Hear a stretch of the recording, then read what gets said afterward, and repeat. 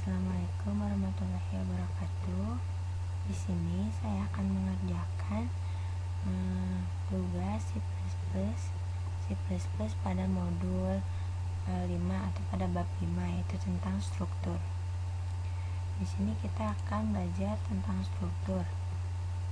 Untuk soal yang pertama, di sini kita diminta untuk mendeklarasikan struktur. Nah, sebelumnya struktur itu adalah kumpulan data yang saling berhubungan yang disimpan dalam satu unit penyimpanan. Misalkan pada suatu database penyimpanan data pegawai, di mana setiap pegawai akan menyimpan nama, alamat, dan gaji. Bila menggunakan array biasa, maka diperlukan 3 variabel yang bebas satu dengan yang lainnya, yaitu variabel nama, alamat, dan gaji. Yang menggunakan struktur, data tersebut diorganisasikan dalam satu kesatuan. Jadi apabila kita menggunakan array, kita memerlukan banyak tempat atau banyak ruang. Namun dengan struktur kita hanya memerlukan sedikit. Nah, di sini terdapat program. Pada nomor 1 kita diminta untuk menjelaskan perbedaan inisialisasi program di atas dengan array. Lalu cara hasil keluaran program. Pertama kita salin dulu programnya.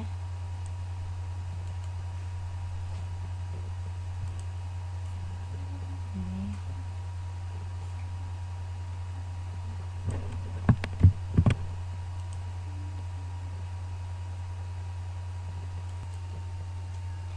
nah, di sini saya telah menyalin program pada soal nomor 1 di modul 5 tadi, di bab 5 tadi. Jadi di sini kita mempunyai variabel dengan tipe data char, nama, address, lalu salary, itu bertipe integer. Di sini kita deklarasikan strukturnya. Lalu di sini untuk datanya, data employee, jadi diinisialisasi terlebih dahulu data employee ini.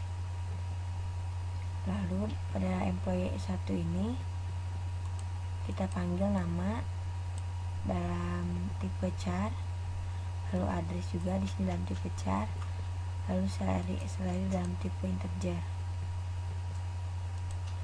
Lalu di sini dikeluarkan employee datanya, namanya apa, lalu addressnya apa, lalu salary-nya berapa. Sekarang kita coba run.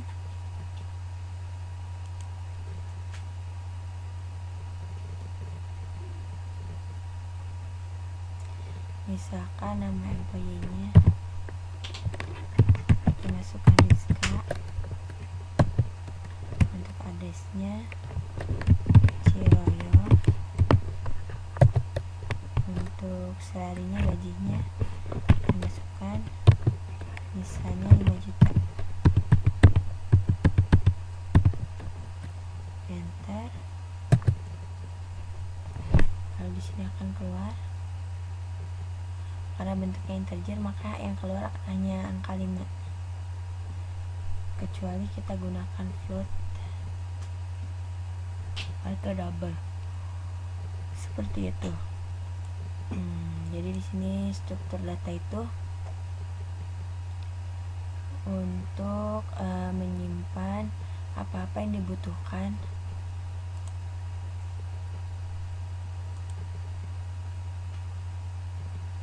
seperti itu.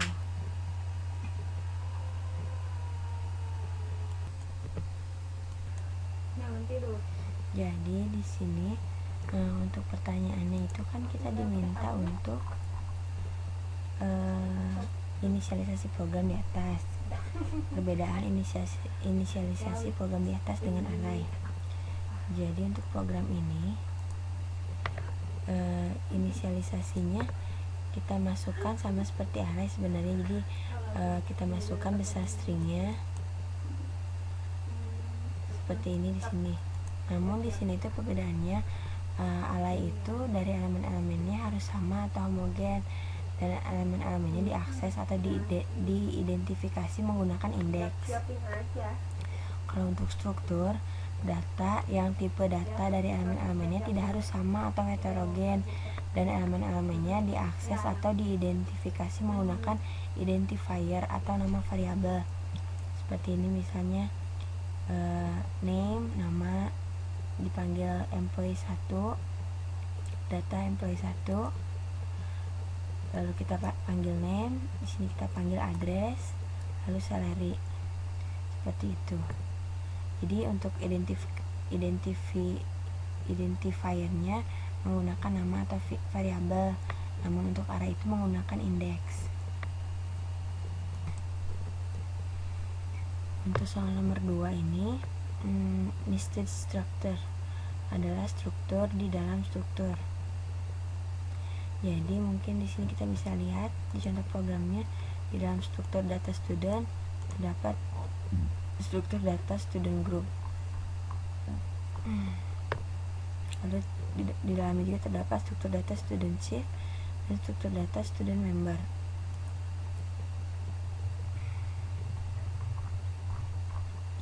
Di sini kita diminta untuk jelaskan hasil keluaran programnya.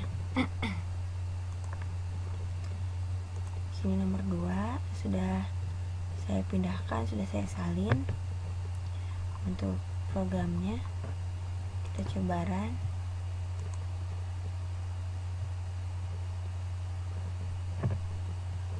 Di sini keluar grup shift name.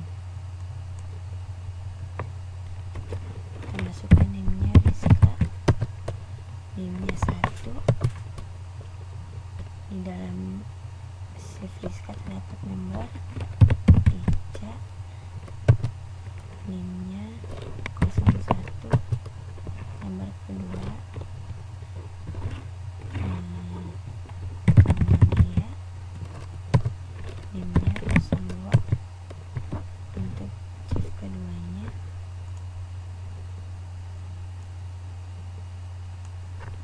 kita masukkan Dika, name-nya 2, nomor ke-1-nya Rizka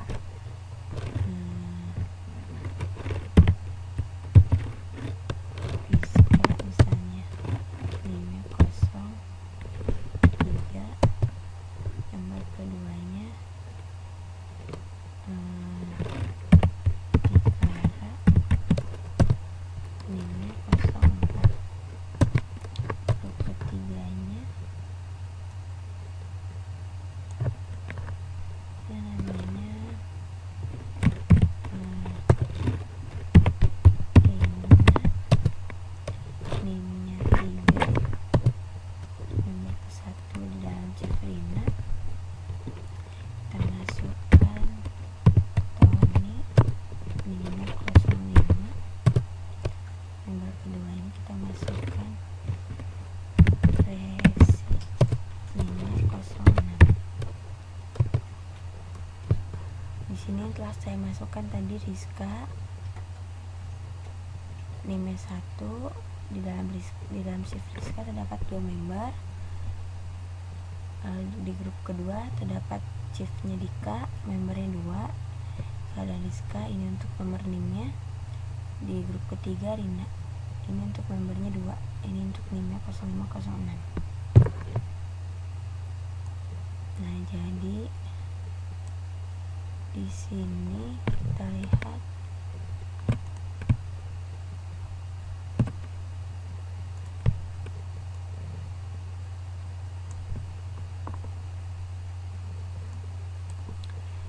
di sini diinisialisasi terlebih dahulu untuk data studentnya. Jadi data student itu terdapat name dan nama. Lalu di dalam struktur data student terdapat struktur student group. Di dalam student group itu terdapat 2 struktur, yaitu shift dan number. Jadi di dalam student group terdapat shift dan member.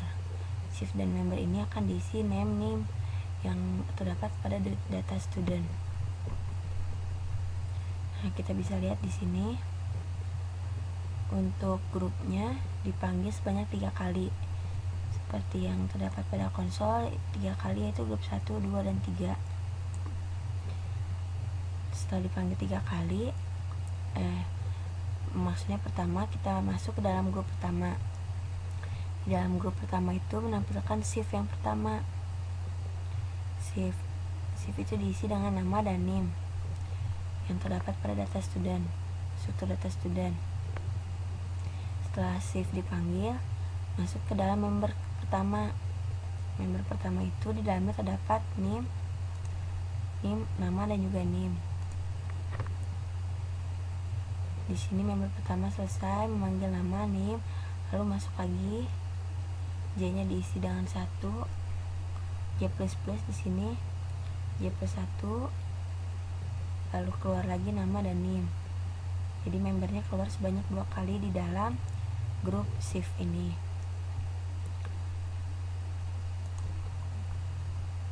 Lalu untuk grup yang kedua sama, masuk ke grup kedua, memanggil shift kedua, diisi shift keduanya. Setelah selesai dalam shift kedua, masuk ke dalam member, masuk ke dalam member pertama, lalu masuk lagi ke dalam member kedua, isinya sama, memanggil nama dan NIM. Begitu seterusnya sebanyak 3 kali, karena di sini i-nya sebanyak 3 kali, i-nya dari 0 kurang dari 3, jadi grupnya looping sebanyak 3 kali. For di sini sebagai keluaran, atau for di sini berfungsi untuk menampilkan fungsi pada for grup yang pertama tadi. Jadi di sini choose group, jadi menampilkan grup pada i0 grup 1, dipanggil nama, lalu shift, NIM.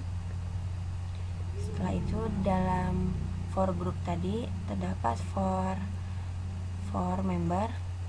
For member tadi dipanggil itu nama dan NIM sebanyak 2 kali, seperti itu. Jadi di sini terdapat 3 grup, 3 chip. Di dalam setiap chipnya terdapat 2 member.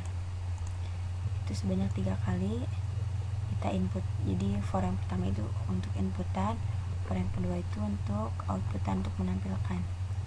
Jadi dalam for output ini dikeluarkan lagi data yang setelah kita inputkan.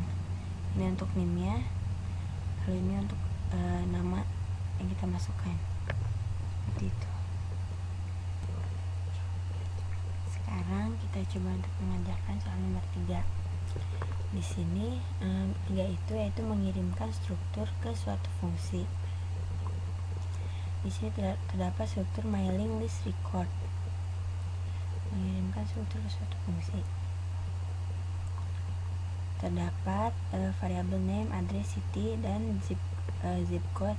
Untuk tipenya di sini ada char, di sini ada integer. Di sini void display record dipanggil. Pas di bawahnya terdapat void display record. Di sini untuk menampilkan record name, address, city, zip code yang akan diinputkan nanti di dalam sini.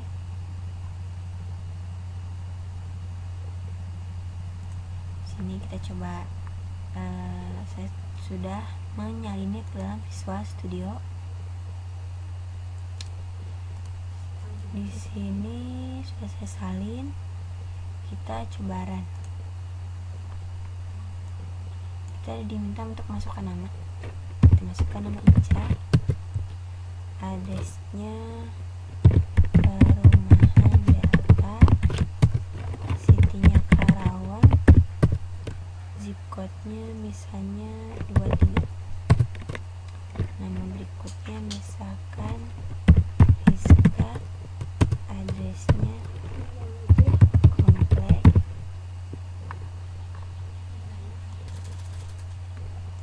lalu city-nya misalkan Purwakarta, zip code-nya 01.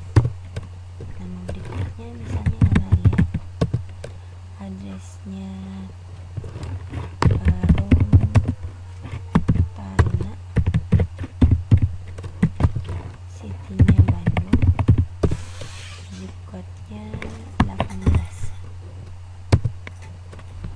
Di sini terdapat record 1, record 2, record 3. Record 1 menampilkan inputan yang pertama, record 2 yang kedua, record 3. Di sini recordnya 2. Record 3 ini harusnya 3, record 3 yang ketiga.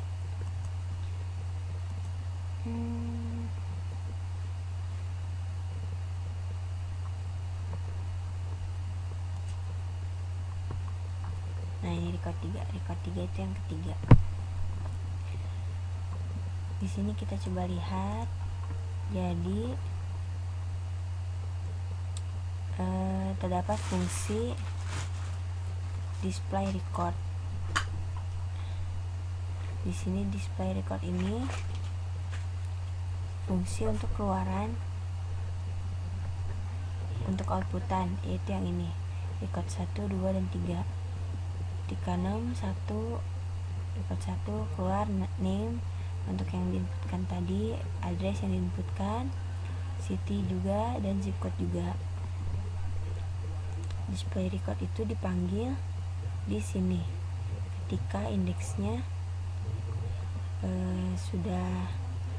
sudah kurang dari 3, indeksnya di plotnya 0. Jadi setelah kurang dari 3 dipanggil display recordnya. Ini i nya 0, display recordnya dipanggil 3 kali, sebanyak 3 kali. Display record ke 1, kedua, ketiga. Di sini di pertama itu kita lakukan inputan getLine list array. Di sini saya menggunakan strukturnya dimasukkan ke dalam header. Headernya telah saya panggil di sini library-nya telah saya panggil di sini libica. Kita buka libica di sini. Jadi strukturnya saya masukkan di sini mailing list record. Nah, mailing list record ini diisi dengan name, address, city, dan zip code. Di sini jadi getLine list array. List array itu variabel untuk mailing list record. Indeksnya di sini ada 3. Name diambil name dari sini. Lalu di sini terdapat size of itu berisi ukuran besarnya indeks, besarnya size of di sini. Tapi di sini untuk outputannya tidak diperlihatkan. Jadi size of ini seperti fungsi dari getLine. Jadi selain ada chain biasa, terdapat juga chain.getLine. Parameternya harus menggunakan size of apabila kita menggunakan getLine. Seperti itu. Itu untuk nomor 3. Sekarang kita lanjutkan untuk nomor 4. Di sini pointer dan struktur. Terdapat struktur bin, pointer, cable box. Sini kita salin terlebih dahulu programnya. Di sini saya sudah memindahkan program yang terdapat di soal ke dalam Visual Studio. Ini untuk nomor 4. Ya, kita coba run.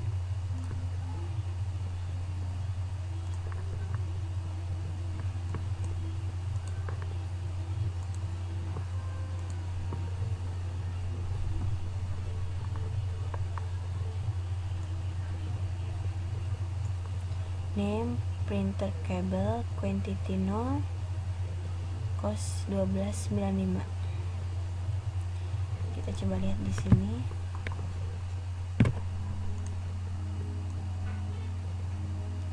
Di sini terdapat struktur bin.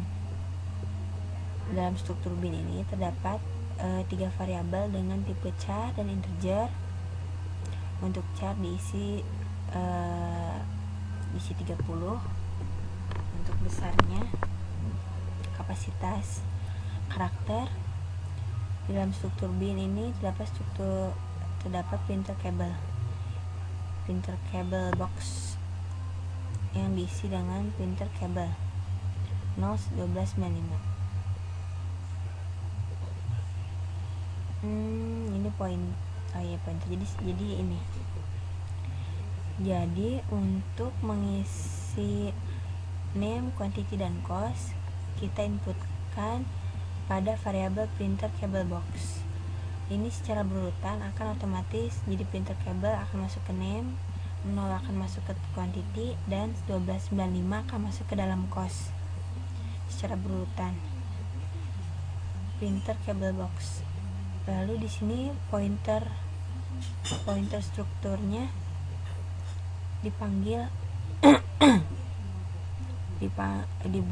diinisialisasi terlebih dahulu struktur bin, jadi pointer struktur. Lalu pointer struktur ini diisi dengan printer cable box. Jadi isi yang ada pada printer cable box akan ada pada pointer struktur. Lalu kita keluarkan chord name, kita panggil terlebih dahulu pointer strukturnya, lalu kita panggil name. Jadi pointer struktur ini akan menunjuk kepada struktur bin, lalu dipanggil name. Lalu untuk quantity sama juga, pointer strukturnya menunjuk kepada struktur bin, lalu akan memanggil quantity yang secara otomatis telah diisi dengan nilai 0. Seperti itu. Ini juga sama cost. Pointer strukturnya telah menunjuk struktur bin. Di dalam struktur bin terdapat cost ini dipanggil, secara otomatis cost ini akan diisi oleh nilai ini 1295. Seperti itu. Itu untuk nomor 4. Jadi fungsi struktur. Dan di sini pointer ini berfungsi untuk menunjuk struktur bin.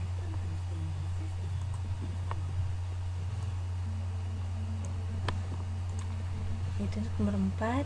Sekarang kita coba untuk menyelesaikan soal nomor 5. Besar byte yang digunakan oleh suatu struktur dapat dihitung dengan fungsi size of name struktur. Alamat atau alokasi memori dari struktur dapat ditentukan dengan fungsi malloc. Jadi malloc itu untuk alamat atau alokasi memori.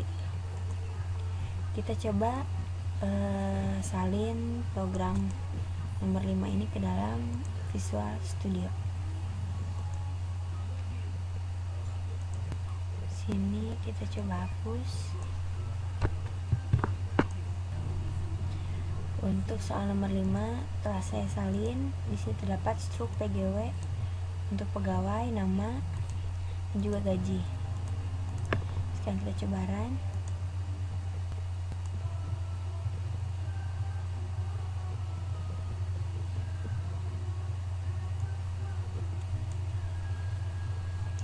Di sini terdapat tampilan ukuran struktur pegawai 24. Nah, seperti yang di soal katakan tadi, jadi size of ini untuk memunculkan kapasitas dari byte pada struktur pegawai. Jadi untuk menampilkan byte pada struktur kita gunakan size of. Untuk struktur pegawai ini besar byte-nya itu sebesar 24. Di sini terdapat 20, namun bertambah menjadi 24. Untuk lokasi memori untuk 3 data struktur. Di sini lokasi memori struktur ke-1 itu adalah ini lokasi memorinya sampai dengan struktur ke-4. Jadi di sini for memanggil sebanyak 4 kali. Dari 4 kali keluarannya itu ditampilkan besar dari memorinya. Di sini saya akan mencoba untuk merubah atau mengganti besar char name-nya menjadi 30, dan untuk for-nya saya tambahkan menjadi 10.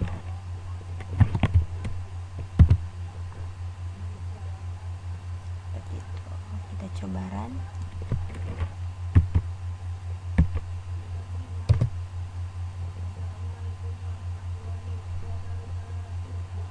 Nah, setelah saya ganti 30, struktur pegawainya bertambah menjadi 36.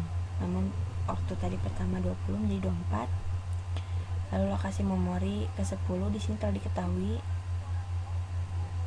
bertambah ya. Jadi ketika tadi 4 tampil lokasi memorinya 4 kali, dan ketika saya tambahkan for-nya 10 jadi tampil 10 kali, dan lokasinya juga di sini telah diketahui. Seperti itu. Untuk nomor 5. Jadi ini fungsi malloc size of pegawai ini untuk mengetahui lokasi memorinya. Di sini terdapat pointer. Pointer di sini untuk memanggil struktur pegawai, lalu menggunakan malloc diketahuilah lokasi memorinya. Pointer di sini dipanggil lalu menunjuk struktur pegawai. Cara memanggilnya itu dengan cara pegawai, lalu bintang, lalu fungsi malloc. Di sini ditampilkan chart-nya. Ketika i-nya 1, ketika i-nya 0 ditambah 1, dikeluarkan memori struktur ke 1. Seperti itu looping sebanyak 10 kali. Itu untuk soal nomor 5. Lalu di sini soal nomor 6. Soal nomor 6 ini, dalam suatu array pada umumnya tidak seluruh elemen array digunakan. Misalkan didefinisikan 30 buah elemen array dan pada prakteknya hanya digunakan 10 elemen, berarti terdapat 20 elemen yang sia-sia karena tidak digunakan. Masalah ini dapat diatasi dengan menggunakan linked list yang pada prinsipnya mencantumkan alamat dari elemen berikutnya di dalam elemen sebelumnya. Cara menentukan alamat dari elemen berikutnya menggunakan fungsi malloc. Jadi fungsi malloc ini digunakan untuk menentukan alamat dari elemen berikutnya. Dengan fungsi malloc, array tidak perlu lagi dideklarasikan. Komputer tidak perlu menyediakan sejumlah memori untuk elemen-elemen array dengan kemungkinan tidak digunakan. Jadi dengan fungsi linked list ini kita akan lebih irit memori, karena linked list ini akan memberikan ruang sesuai dengan array yang kita butuhkan. Seperti itu. Di nomor 6 ini tidak terdapat soal, hanya menjelaskan linked list saja. Sekian untuk bab 5. Mohon maaf apabila banyak kekurangan. Wassalamualaikum warahmatullahi wabarakatuh. Assalamualaikum warahmatullahi wabarakatuh. Sekarang kita masuk ke bab 6. Bab 6 ini tentang pointer dan string. Di sini ada sedikit penjelasan tentang pointer. Misalnya count 7, kita buat pointernya count, maka pointer ini menunjuk ke count 7, sehingga isi dari pointer count itu adalah nilainya juga sama dengan count, yaitu 7. Sini terdapat program untuk soal nomor 1. Di sini kita diminta untuk menjalankan program yang di atas, lalu kita jelaskan apa fungsi bintang dan fungsi dan. Menggunakan pointer. Pertama kita salin dulu program ini ke dalam Visual Studio. Di sini saya telah menyalin dari program soal dimasukkan ke dalam Visual Studio. Di sini isinya sama dengan soal di program di soal. Yang kita coba run, maka di sini keluarannya yaitu the address of A is 002 EF 9 C 8. Jadi karena di sini pointer A di sini berfungsi untuk menunjuk variabel A. Jadi ketika A pointer sama dengan dan A, di sini isi dari pointer ini sama dengan variabel A. Jadi ketika dikeluarkan ini dan A, maka keluarannya adalah alamat dari nilai A. Dan ketika untuk pointer yang A dipanggil APTR, untuk variabel APTR ini, maka isinya akan sama seperti yang ada pada variabel A, yaitu isinya adalah alamat dari pointer A dan nilai dari alamat dari A dan nilai dari pointer A, maka akan sama karena ini sudah diinisialisasi APTR sama dengan dan A.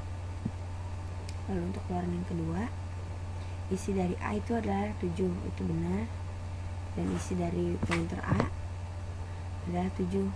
Kenapa sama? Karena untuk pointer A telah menunjuk A, jadi sehingga isi dari pointer A sama dengan A. Namun beda cara untuk pemanggilannya saja. Untuk memanggil nilainya kita memerlukan tanda bintang di sini. Jadi di soal ini kan kita diminta untuk menjelaskan tanda bintang tadi. Di tanda bintang ketika dipakai pada APTR, maka yang keluar adalah nilai yang ada pada APTR, yaitu 7, sama seperti A. Dan fungsi dan di sini untuk mengeluarkan alamat pada APTR dan alamat pada A.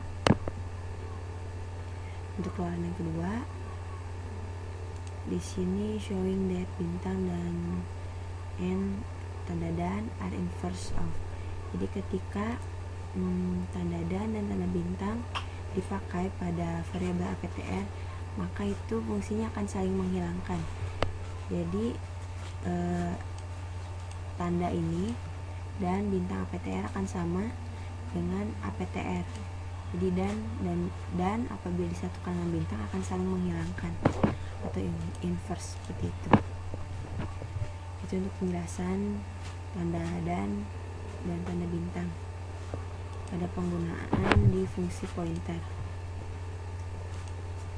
Lalu kita masuk kepada soal nomor 2. Soal nomor 2 ini yaitu menggunakan pointer untuk melewatkan argumen ke fungsi sebagai referensi atau pass by reference. Kita lihat di sini terdapat program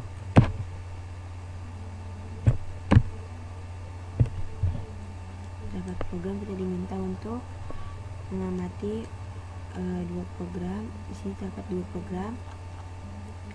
Kemudian jelaskan perbedaan penggunaan variabel dengan call by reference dan penggunaan variabel dengan call by value. Kita coba untuk mengcopy ini program yang pertama. Kita pindahkan ke Visual Studio.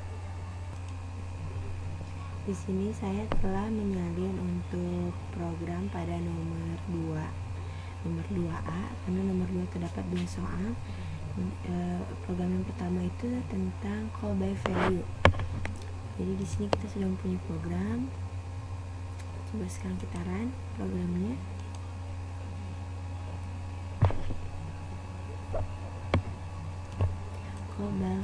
Call by value. Jadi di sini terdapat variabel cube by value. Nah, di sini diisi untuk cube by value-nya return n kali n kali n. N di sini untuk number ya. Number di sini diisi dengan 5. Jadi ketika di print number yang pertama akan keluar sesuai deklarasi awal itu 5. Dan ketika dipanggil lagi number sama dengan cube by value, yaitu cube by value itu yang berarti 5 dikali 5 dikali 5, sehingga number sama dengan 128. 125, lalu di print out lagi, dipanggil number, lalu yang keluar adalah number yang sudah deklarasikan, yang sudah diisikan dengan key by value tadi, yaitu 125. Jadi untuk key by value itu dia dipanggil berdasarkan nilai ya, nilai yang telah dimasukkan, lalu di sini dikalikan nilainya seperti itu menggunakan fungsi ya, itu type fungsi. Lalu kita comment, kita kopikan lagi untuk yang kedua A nya. Ini kita copy untuk soal yang nomor 2B. 2B di sini saya sudah memindahkannya ke dalam Visual Studio. Ini kita bisa lihat. Ini untuk yang 2A sudah saya komen, yang 2B kita coba run. Ini kita komen. Ya, kita coba run.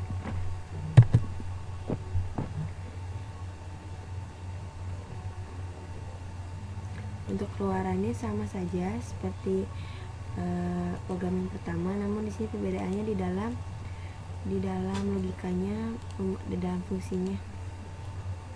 Tadi yang pertama untuk fungsi by value itu kita menggunakan int, fungsi int, tipe int untuk q by value. Di sini kita menggunakan q by reference. Di sini menggunakan parameter diisi dengan int bintang. Namun untuk di sini untuk di q by value kita hanya memanggil tipenya saja. Tipe dan variabelnya dipanggil untuk by reference sama seperti by value ya, dipanggil untuk nomor pertama keluar 5, lalu untuk yang keduanya dipanggil saja ininya variabelnya saja q by value, q by reference dipanggil variabelnya, lalu parameternya diisi dengan dan number. Jadi number ini untuk memanggilnya kita gunakan lambang dan di sini, lalu otomatis akan memanggil fungsi q by value di sini yang di bawah. Di dalam q by value q by reference, di dalam q by reference ini bintang atau pointer and pointer number di sini telah dikalikan jadi 5 kali 5 kali 5, maka hasilnya adalah 125. Lalu dikeluarkan, di sini dipanggil number, maka yang keluar ada 125 karena di sini telah diproses di q by reference tadi. Jadi untuk by reference dan by value itu perbedaannya terdapat pada ini ya, proses pemanggilannya berbeda. Ini terdapat pointer, menggunakan pointer untuk by reference, untuk by value langsung saja dipanggil, namun harus di sini menggunakan number sama dengan, kalau yang ini tidak usah, jadi langsung referensi dari fungsi ke by reference dipanggil dan numbernya akan berubah karena setelah diproses di q by reference tadi. Seperti itu untuk nomor 2. Sekarang kita akan masuk ke nomor 3. Untuk nomor 3 di sini masih nomor 2 ya, belum masuk nomor 3, berarti nomor 2C. Kita diminta untuk jelaskan programnya, lalu mengapa perlu penggunaan library ctype.h. Nah, di sini saya telah menyalin untuk soal yang ke-2C.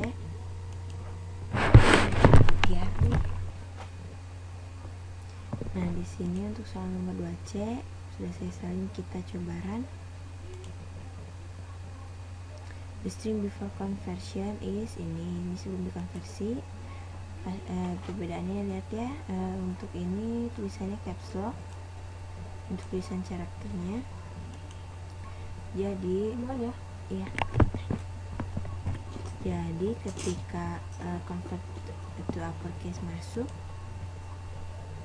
ke dalam int main, dipanggil ini convert to uppercase string.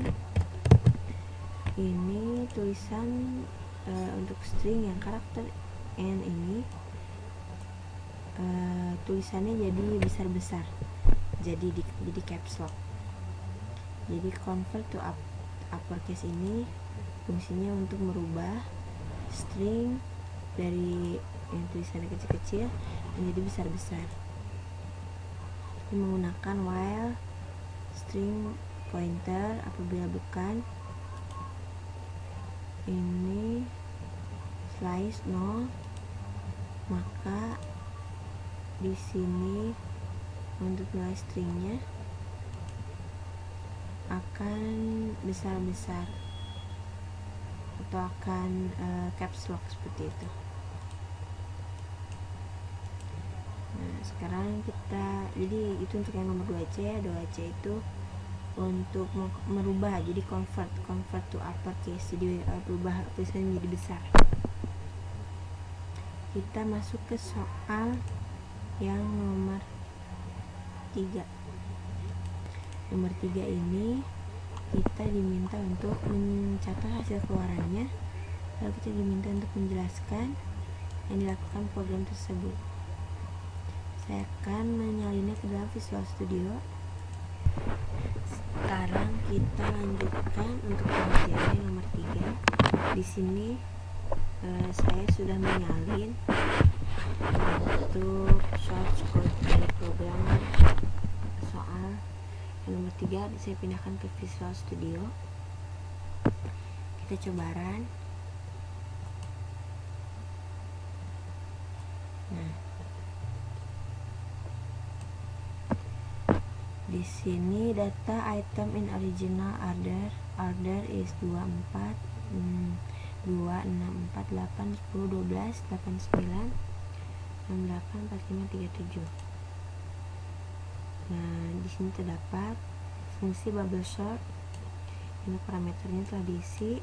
Ini terdapat array. Jadi untuk keluaran yang pertama ini prosesnya terdapat di choose data item in original order. Ini jadi array yang kita input, yang setelah diinputkan dikeluarkan di sini. Jadi ini akan sama 2 6 4 8 sampai 37. Ini angkanya berantakan ya, kecil besar dia tidak berurutan. Nah, di sini datanya disortir. Di sini terdapat variabel bubble sort. Bubble sort ini fungsi bubble sort. Di dalam fungsi bubble sort ini terdapat fungsi void swap. Void swap ini isinya. Nah, void swap ini fungsinya untuk memindahkan. Jadi di hold sementara dipegang. Di sini ini menggunakan pointer ya. Diisi dengan pointer 1 diisi dengan elemen pointer 2, elemen pointer 2 diisi dengan yang pointer 1. Jadi perpindahannya jadi di swap. Sementara disimpan di sini, lalu dipindahkan, lalu disimpan lagi. Seperti itu. Untuk bubble sort, jadi terdapat di sini variabel pass. Ketika variabel pass ini lebih kecil size-nya, maka lebih kecil dari size dikurangi 1. Di sini nilainya akan berpindah. Ini dipanggil di main choose data item in ascending. Nah, ini kita lihat hasilnya. Jadi lebih berurutan ya setelah disortir dan di swap. 2, 4, 6, 8, 10. Jadi nilainya dari nilai yang kecil ke nilai yang lebih besar. Ini dari fungsi terdapat, prosesnya terdapat di fungsi bubble sort dan di fungsi swap. Swap itu seperti biasa ya, diisi parameternya, lalu pointernya ini untuk swappingnya, si swappingnya seperti itu. Jadi nomor 3 itu sortir dan swap ya. Lalu kita lanjutkan untuk soal yang nomor 3B. Nomor 3 ini terdapat 2 soal. Nomor 3A yang tadi, sekarang 3B. Kita tandai 3A.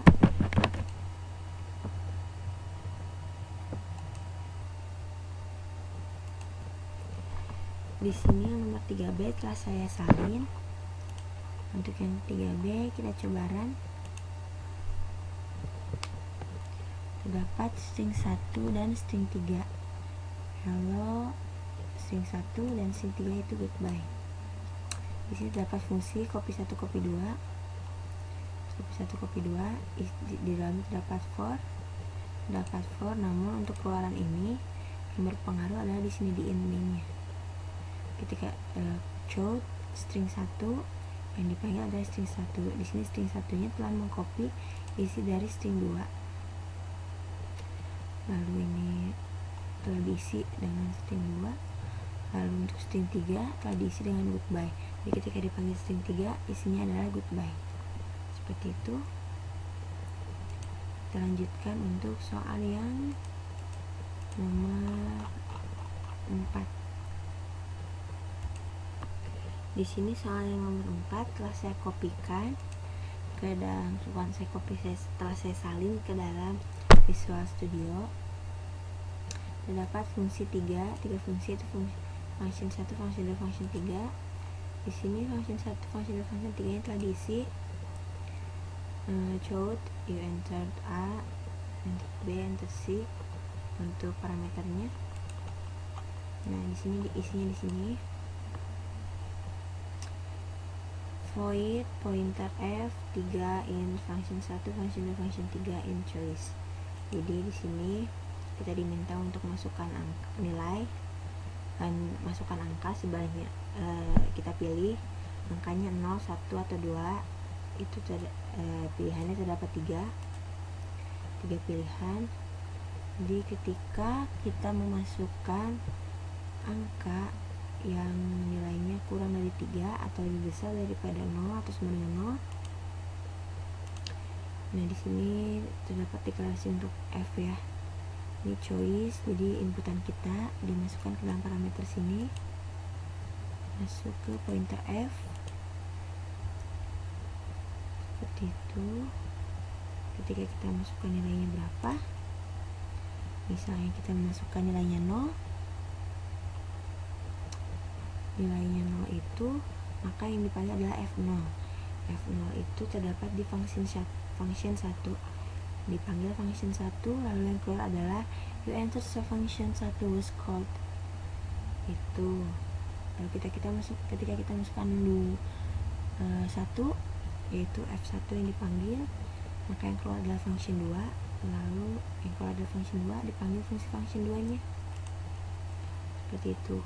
Bila kita masukkan 2, yang dipanggil adalah function 2, yang dipanggil adalah f2 yaitu function 3. Kita coba di sini 5. Apabila kita masukkan 0, maka yang dipanggil adalah function 1. Nah, seperti itu. Enter a number between 0 and 2, 3. Kita panggil lagi. Misalkan untuk selesai kita masukkan 0 aja lah. Nah, di sini dipanggil lagi function 1. Misalkan kita masukkan 3. Masukkan 2. Kalau misalkan kita masukkan 3 itu akan selesai. 2 dipanggil function 3, kita masukkan 1, akan dipanggil function 2. Kalau kita mau selesai, kita pilih 3. Seperti itu. Untuk soal nomor 4. Nomor 4 ada berapa soal? Nomor 4 terdapat 1 soal.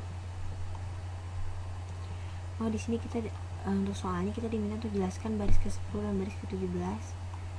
Baris ke-10 itu tentang ini, void f3 int. Ini jadi baris ke-10 itu terdapat fungsi void Jadi di sini telah dideklarasikan parameternya terdapat 3, yaitu fungsi 1, fungsi 2, fungsi 3. Ini menggunakan pointer f untuk parameternya, untuk fungsinya, fungsi f-nya. Jadi parameter 3 ini berpengaruh pada banyaknya data atau banyaknya data yang akan diisikan. Apabila ini terdapat function 4, berarti di sini terdapat 4, seperti itu. Lalu untuk baris ke-17 ini untuk inputannya. Jadi ketika kita masukkan 2, choice-nya 2, maka di sini akan masuk bintang F2. Lalu di sini akan dilihat dari deklarasi atasnya bintang F2. F2 itu yang dipanggil adalah ini function 3. Karena di sini F0, F1 dan F2. Seperti itu. Lalu program di atas menggunakan array pointer atau array fungsi, jelaskan. Di sini menggunakan array pointer dan array fungsi ya. Array fungsi. Ini menggunakan array fungsi. Di sini sudah terlihat fungsi 1, fungsi 2, fungsi 3. Sini array, fungsinya dipanggil. Jadi di sini menggunakan array fungsi. Sekarang kita coba untuk mengerjakan nomor 5. Nomor 5 terdapat beberapa soal. Kita coba salin untuk yang 5A pertama. Masukkan ke dalam Visual Studio. Nah, yang nomor 5A ini kita lihat di sini menggunakan strcpy dan strncpy. Kita coba run.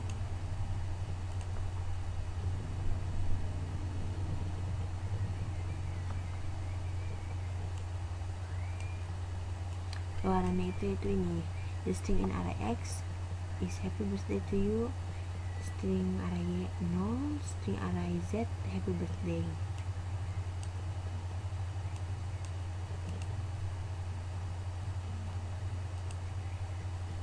Kita lihat ya. Untuk chart yang pertama, the string in array X is X.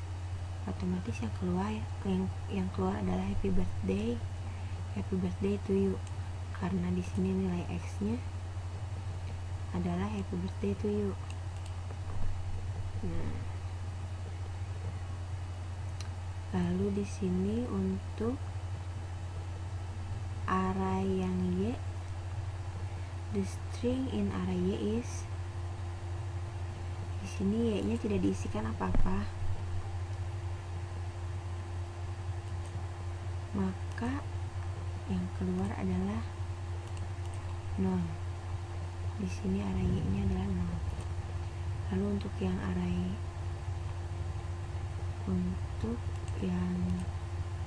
the string in array Z is happy birthday. Nah, fungsi yang digunakan itu adalah strncpy. Jadi untuk yang Z ini mengcopy isi dari variabel X. Variabel X ini berisi happy birthday to you. Namun di sini terdapat parameter lagi 14. Jadi yang diambil hanya 14 karakter, yaitu happy birthday. Dihitung 1, 2, 3, 4, 5, 6, 7, 8, 9, 10, 11, 12, 13, 14. Jadi yang keluar hanyalah happy birthday. Seperti itu.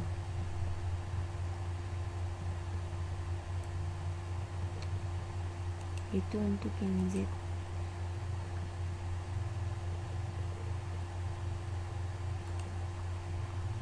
Jadi itu perbedaannya strcpy dan strncpy. Kalau yang strncpy itu terdapat 3 parameter yang mau di copy, target kopiannya, dan berapa banyak karakter yang akan di copy. Seperti itu. Oke, kita lanjutkan untuk yang nomor 5B. 5B ini perbedaan strcat dan strncat. Jadi minta untuk menjelaskan perbedaannya. kita salin dulu programnya ke dalam Visual Studio.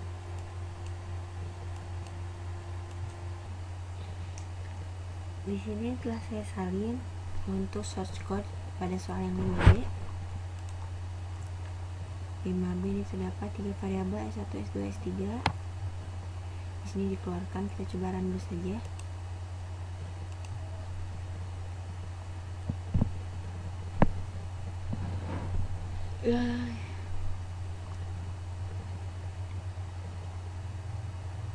Di sini telah saya coba run ya.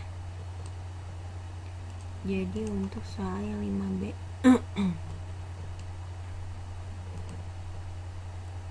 perbedaannya strcat dan strncat. Pertama, kita di sini mengeluarkan nilai S1 dan S2. Otomatis yang keluar adalah Happy dan New Year. Untuk chart yang pertama ini, chart yang pertama tadi, untuk chart yang kedua kita diminta untuk mengeluarkan strncat. Jadi strncat di sini fungsinya adalah untuk menggabungkan dua variabel. Di sini diminta menggabungkan S1 dan S2. Otomatis yang keluar adalah Happy New Year. Di sini terdapat Happy New Year. Nah, untuk yang ketiganya, contoh yang ketiga, kita menggunakan fungsi di sini kodenya strncat, sama seperti strcpy tadi. Jadi untuk strncat di sini terdapat 3 parameter. Jadi yang akan mengcopy S3-nya, yang akan mengcopy, lalu S1 itu yang akan di-copy, lalu berapa banyak karakter yang akan di-copy. Kita lihat di sini keluarannya S3. Ketika dipanggil S3, yang keluar adalah 1 sampai 7 benar. Lalu ketika dipanggil S1, yang keluar adalah Happy. Di sini patokannya 6. Apakah angka Happy ada 6? 1, 2, 3, 4, 5, 6. Di sini 0, 6. Ya. Jadi menggabungkan, lalu diambil karakternya berapa. Sekarang di sini kita coba, misalkan yang 6 kita coba 3. Maka yang dipanggil adalah 3 karakter dari tulisan Happy.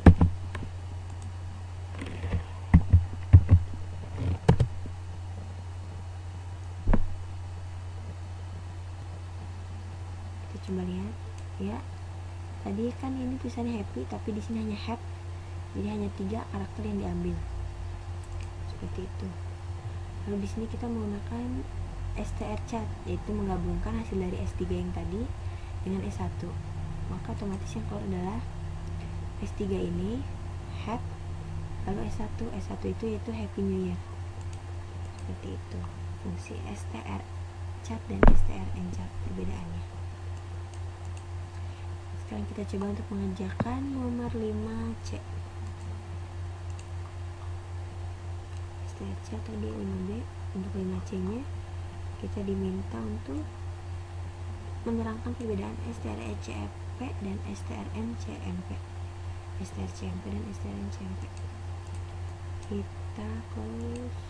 Kita salin dulu source code-nya.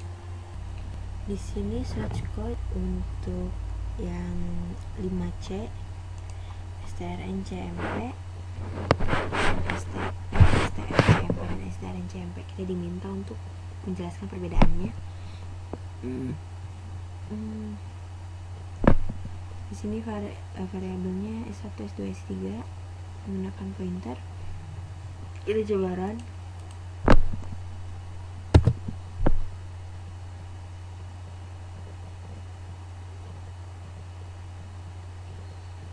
Di sini hasilnya kita lihat dulu. Pertama kita di program ini mengeluarkan isi dari S1, S2 dan S3. Kita diminta untuk mengeluarkannya. Otomatis yang keluar adalah ini Happy New Year, Happy New Year, dan Happy Holiday. Nah, strcmp di sini S1, S2.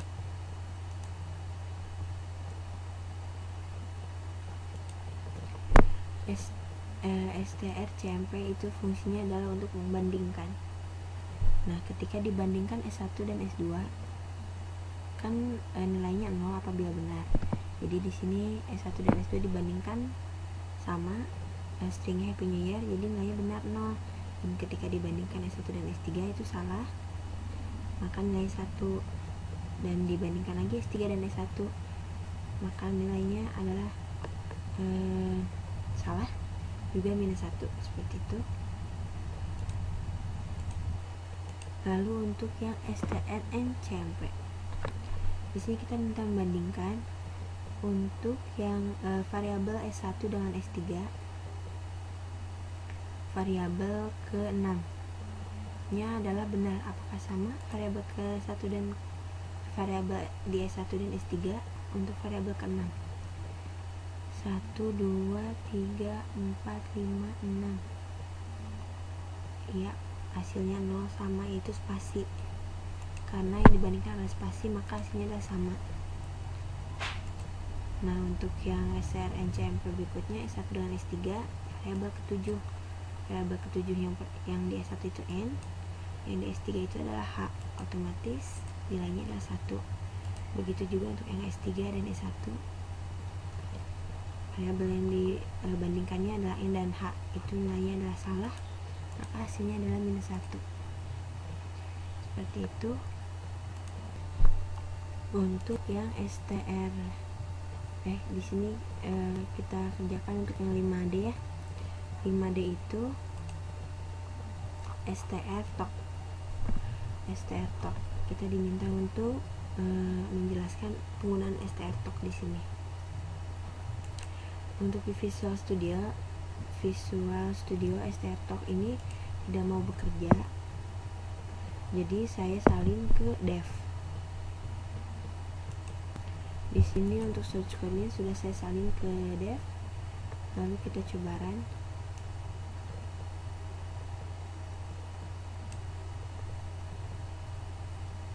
Ini hasil keluarannya.